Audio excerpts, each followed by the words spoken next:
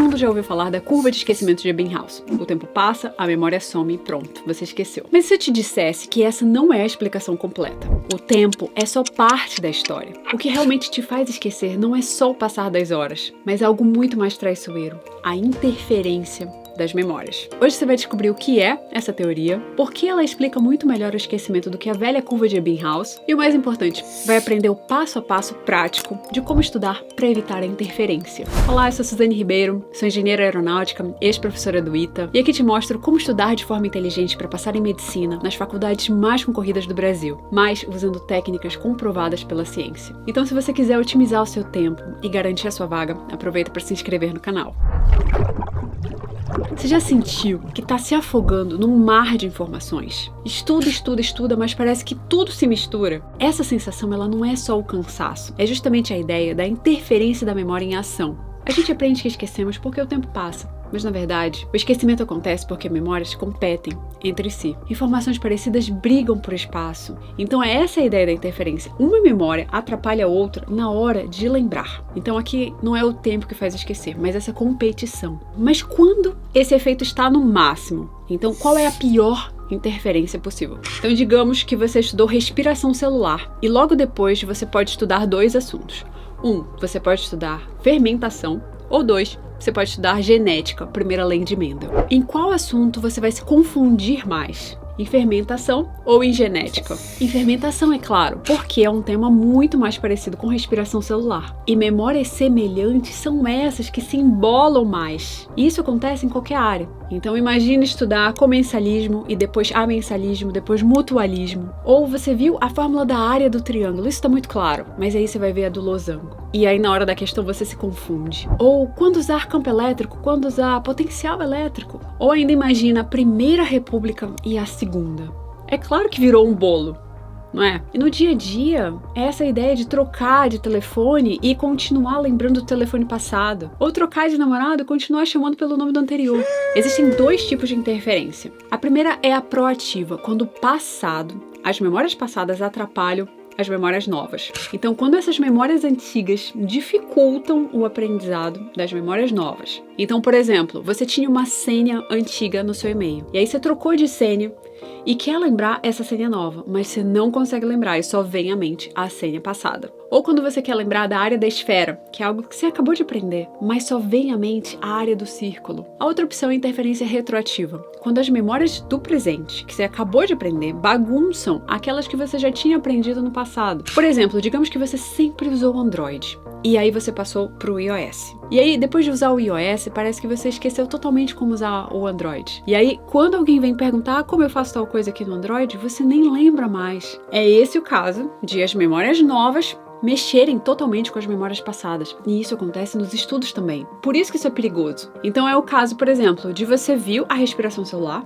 e aí você vai ver a fermentação. E ao estudar a fermentação, você aprende tão bem essa fermentação que bagunça tudo que você sabia da respiração celular. E agora fica tudo confuso e você não sabe mais qual é qual gera mais ATP, quais são as etapas. Mas aí como evitar essa interferência? Então vamos para o passo a passo. Então, o primeiro passo é criar um espaçamento entre esses dois assuntos que podem se confundir. Então, em vez de estudar junto, estuda um, dá aqui um dia de descanso e depois estuda o outro. Nem sempre isso vai ser possível, mas se possível, pode ser uma boa ideia, porque aí nesse um dia dá tempo de você consolidar essa memória 1. E aí, quando você for estudar essa outra, você já vai estudar de outra forma, diferenciando do que você aprendeu no passado. Esse ponto 1 nem sempre vai dar para seguir, porque às vezes você não tem controle. Você tá na escola ou em algum lugar que você precisa ver todos esses assuntos que confundem juntos. Mas aí não tem problema, porque o ponto 2 vai ser criar um mapa mental ou um esquema ou mesmo bullets das semelhanças e diferenças entre cada uma dessas informações. Então, por exemplo, na respiração celular, quais são as principais informações e como ela se diferencia da fermentação. E a mesma coisa do amensalismo para o comensalismo, para o mutualismo. E a mesma coisa, a Primeira República, a Segunda República.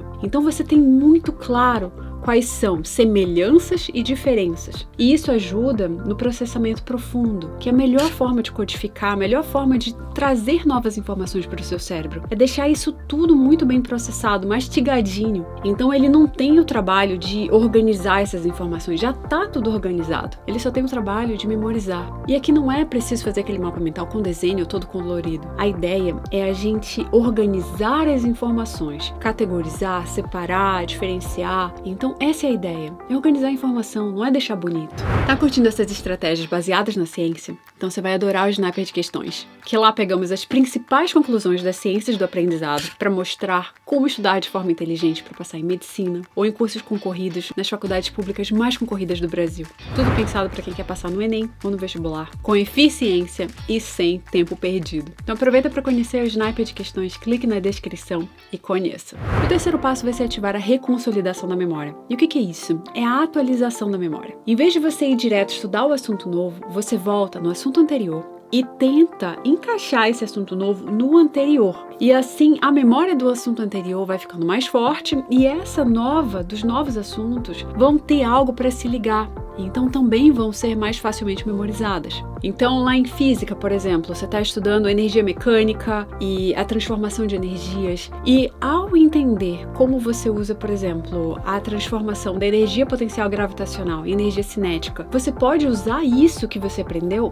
para usar a energia potencial elástica em energia cinética. Então a ideia é a gente juntar esses conhecimentos de uma forma que um assunto ajuda o outro e você vê com muita facilidade semelhanças e diferenças. Então, no exemplo da matemática, digamos que você viu lá aquelas várias equações diárias, e aí você vai ver mais outras equações diárias. Em vez de ir só para as novas, que tal dar uma olhada nas passadas e ver como elas vão se diferenciando nas novas equações? E assim, pode ser que você use o que você já aprendeu para aprender coisas novas. Então, por exemplo, a área do círculo, você usa a equação da área do círculo e pensa em como que ela vai ser diferente da área da esfera e como que uma pode ajudar a lembrar da outra. Então você usa algo que poderia ser um problema, que é a interferência, para aumentar a profundidade do seu processamento, então ir mais fundo nos conteúdos e assim codificar melhor, ou seja, criar melhor essa memória e aprender mais rápido. Então uma forma de usar dificuldades como alavanca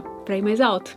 Então nós vimos até agora 3 passos, que é separar assuntos confusos, depois fazer mapas mentais e esquemas, enfatizando semelhanças e diferenças. E o terceiro passo foi usar a reconsolidação. Então pegar aquela memória passada e adicionar coisas novas nela. O quarto passo vai ser nas questões. Então vai ser esse processo de fazer a diferenciação ativa. Então você está fazendo as questões e em vez de só ver a resolução ou de só mesmo resolver, você vai pensar em como cada uma dessas coisas se diferenciam. Quando é hora de usar uma equação, quando é hora de usar outra. Quando que usa, por exemplo, campo elétrico ou quando usa potencial elétrico. O que acontece que você precisa de uma coisa ou da outra? Então esse é o próximo passo já nas questões, nas provas antigas, para deixar a sua preparação completamente segura de interferência. Então, quanto mais você treina essas diferenças entre as memórias e usa também as semelhanças para facilitar melhor a memorização, mais claras essas memórias ficam. Então, você está inserindo no seu cérebro algo muito organizado, algo muito mais fácil de memorizar